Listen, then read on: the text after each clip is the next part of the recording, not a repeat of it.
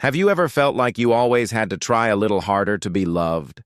Try to be right, try to be pleasing, try not to disappoint anyone, even when you're already exhausted inside. You might think you're just being perfectionistic or sensitive, or that your standards are too high. But if there's always a sense of emptiness, a part of you that never feels enough, then maybe the wound isn't in your present. Perhaps it began long ago, in the very first relationship you ever had in life, the one with your mother.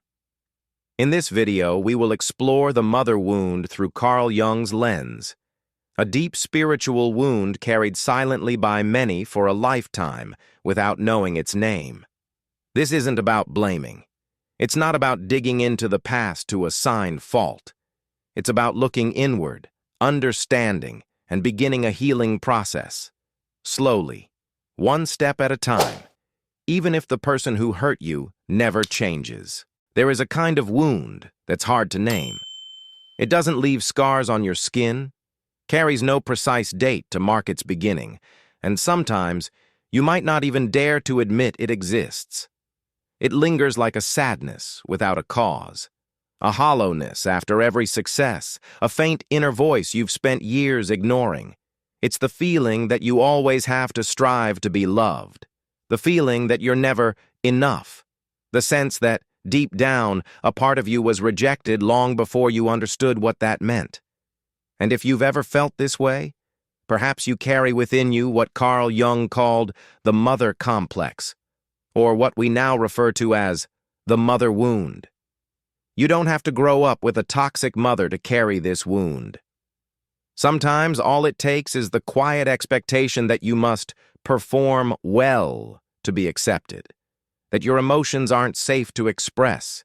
You had to be the good child, not because you were inherently compliant, but because you feared losing love if you weren't. The mother wound isn't always loud or violent. It hides in subtle expectations, in a cold stare when you express your true self, in being cast into the role of the strong one, when all you needed was warmth.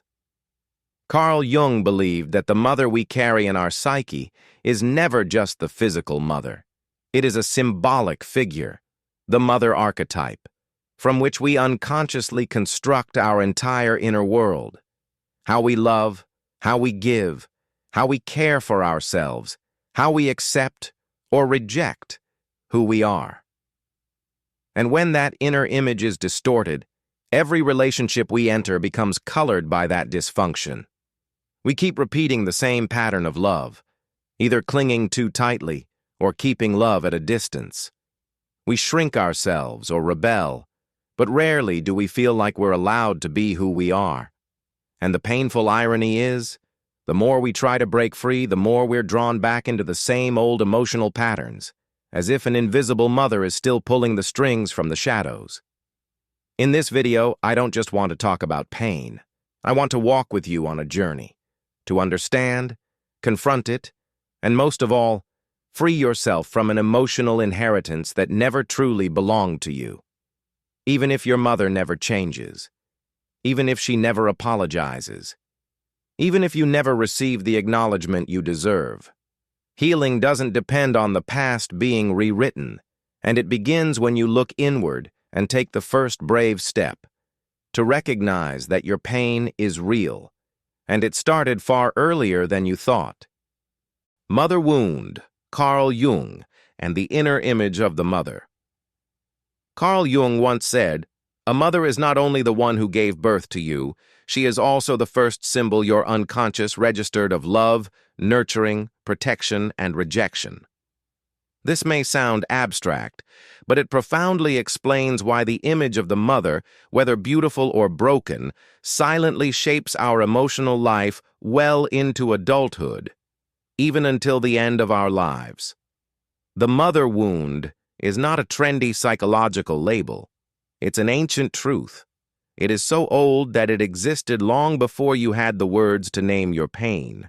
It's so old that it's embedded in your body's memory, emotional reflexes, and how you love, withdraw, and punish yourself whenever you're not good enough. You don't have to grow up with a toxic mother to carry the mother wound. Sometimes it's caused by a good mother, but emotionally distant. A mother who sacrificed everything but was never truly present. A mother who cared for your every meal but didn't know how to hold space for your feelings.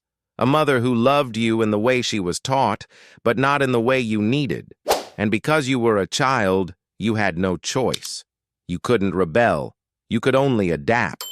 And the most common adaptation was to shrink. You learned not to be a burden. You learned to read your mother's moods and adjust yourself accordingly. You learned to prioritize the needs of others above your truth. You learned to make mom happy at any cost. And from there, you built a good self that society praised, that mom approved of, that others found acceptable, but one completely disconnected from your authentic soul. Jung called this the beginning of the persona, the very first mask. Nothing activates the persona faster than an inner mother figure who cannot accept her child as they truly are. When the image of the mother in your unconscious is wounded, it becomes a blueprint for everything. You walk into romantic relationships craving nurturing, validation, unconditional love. But instead of choosing people who can offer that, you unconsciously gravitate toward people, like your mother. Cold, distant, demanding.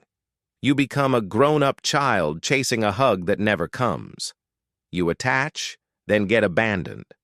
You comply, then get used. You love until you're empty, and get told you're too sensitive. Your inner child still hopes, I'll get it right. This time I'll be chosen. But it never works, because you're using an old script on a stage that was already broken. The mother wound doesn't just affect love. It affects how you see yourself. When your mother is the first person to define whether you're lovable, the rest of your life becomes a never-ending attempt to prove your worth. You become addicted to pleasing others. You can't stand being misunderstood. You ignore your own needs in exchange for acceptance. And even when someone loves you sincerely, you doubt it. Because deep down, you don't believe you can be loved without earning it. But this wound is not your mother's fault. It's part of an unconscious legacy passed down through generations. Generations of women who were never allowed to be fully themselves, who were never taught how to nurture emotions, who never had space to heal, and who therefore loved in the only way they knew, clumsily, inadequately, and sometimes hurtfully, without even realizing it. But once you become aware of it, you can do things differently. Not to assign blame, but to stop the cycle. Not to fix your mother, but to free yourself from a pattern that's lasted far too long. Because if you don't stop it, that wound will continue. Not just in your love life, but in the way you parent, the way you show up, the way you unconsciously pass down the same emptiness, even if you never meant to. Carl Jung said, "Until you make the unconscious conscious, it will direct your life, and you will call it fate." If you don't confront the mother image within and heal it, you will keep repeating it forever, believing it's just your destiny. But the truth is, you can rewrite that destiny. You can start over, not by demanding that your actual mother changes, but by reshaping the inner mother within you. That begins with awareness and with permission to say that wound is real. You are not crazy. You are not weak. There is nothing excessive about grieving something that happened in childhood. It is a brave step to step out of the shadow of the inner mother and finally become the adult who can hold yourself and say, "My mother couldn't redo that for me, but I can do this for myself." The mother wound isn't just a memory. It's not merely a scar from the past. It is a silent operating system, subtly dictating nearly every significant aspect of your life. The way you love, the way you define your self-worth, the way you relate to money, and even how you see yourself in the mirror each morning. That makes the mother wound so dangerous. It doesn't belong to the past. It's active now. It speaks every time you doubt yourself, every time you reject something good that's offered to you, every time you feel the need to do just a bit more to be accepted, every time you love someone so much you lose yourself, yet still call it real love. Carl Jung once said that the mother's image in our unconscious is the first symbol of the world, the first mirror that tells us whether we deserve to exist. You learned emotions were safe, and your mother held you when you cried. You knew your truth could be welcomed if she smiled when you expressed yourself. But if she was cold, she only responded when you were successful, beautiful, obedient. You learned that your value was something you had to earn, not something you inherently had. And from there, you walk through life with a silent obsession. I'm not enough. Not good enough, not smart enough, not lovable enough, not important enough. Even when you achieve success, you don't believe you deserve it. You question every compliment, reject every offer of help, fear people will leave if you slip up, and feel guilty for simply resting. That's not because you're a workaholic. Some of you are still trying to make your mother proud, even if she's no longer here. In love, the mother wound manifests in many subtle ways. You might end up in relationships with people who can't fully love you and still cling to them. Not because you're unaware it hurts, but because that pain is familiar. It feels like the same ache you thought of as a child, trying to connect with your mother but never quite reaching her. Or you might avoid intimacy altogether, preferring people who are distant, emotionally unavailable, or whom you don't truly love, because only in that distance do you feel safe. Unconsciously, you're reenacting an old dynamic, choosing the pain you know because it's predictable. You might also become the one who always needs to be needed. You take care of others, solve problems, carry emotional burdens, not because you're strong, but because it's the role you learned as a child. The responsible daughter, the caretaker son, the parentified child, in a home where emotions were left unspoken. And you continue to play that role, never realizing that you too have the right to be tired, lean on someone, and be vulnerable without being a burden. It doesn't stop at love or self-worth. The mother wound also shapes your relationship with money and career. If your mother ever implied, directly or indirectly, that pursuing your passion was selfish, that success would distance you from your family, that you should stay stable instead of dreaming too much. You might carry a deep internal conflict, the urge to grow, and guilt for succeeding. You fear being labeled too ambitious, too much, not who you used to be. And so you limit yourself. You stay stuck. Or worse, you sabotage your achievements, not because you're incapable, but because deep down, you still identify with an image. A good child doesn't shine too brightly. The mother wound goes even deeper. It defines your inner voice. If your mother was critical, dismissive, or constantly compared you, there's a good chance you now speak to yourself in that same voice. Harsh, doubtful, impatient. And you think it's just you being honest with yourself. But it echoes words you once heard when you were too young to fight back. And now, you repeat them to yourself, not because they're true, but because they're familiar. Carl Jung once wrote, "We do not become enlightened by imagining figures of light, but by making the darkness conscious." And that darkness, for many, takes the shape of a mother who never truly saw you, a mother who only loved the version of you that you had to earn. But if you are brave enough to face that wound, name it, and admit how deeply it shaped you, you've taken the first step toward healing. And the greatest reward isn't your mother's forgiveness, it's your freedom. Healing the mother wound isn't about going back to the past to fix a mother who was once emotionally absent. It's not about forcing reconciliation, forgiveness, or even having a conversation, especially if doing so would compromise your emotional safety. As Carl Jung emphasized, the wound lives in the unconscious, meaning healing must begin within. The first step is awareness, calling the wound by its proper name, admitting to yourself that what you went through was real, that it had impact, and that it's still silently shaping your life, no matter how hard you've tried to dismiss it. Once you dare to face that pain, it no longer controls you from the shadows.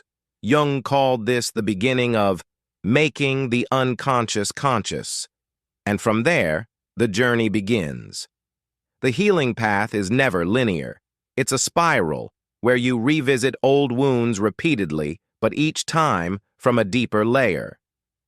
Jung referred to this entire process as individuation, the journey of becoming your most authentic self, separate from inherited inner templates passed down through generations, including the unconscious image of the mother. To do this, you must begin unraveling the threads of the mother wound, many of which exist as part of your shadow, the parts of yourself you've disowned to earn your mother's love or gain societal approval. You rejected your softness because she praised strength. You hid your fears because your mother couldn't handle weakness. You dimmed your light because each time you were too different, she grew distant or dismissive. And so, you learned to be good by denying parts of yourself. Shadow work is meeting those abandoned parts again, not to make them disappear, but to bring them home, like long-lost children finally welcomed back with tenderness and understanding. As you face your shadow, you begin to see yourself not through your mother's lens, but through your own. And then something beautiful happens. You start to mother yourself. Reparenting is the next step. It's when you stop waiting for someone else to give you gentleness, permission, or validation, and start offering it to yourself.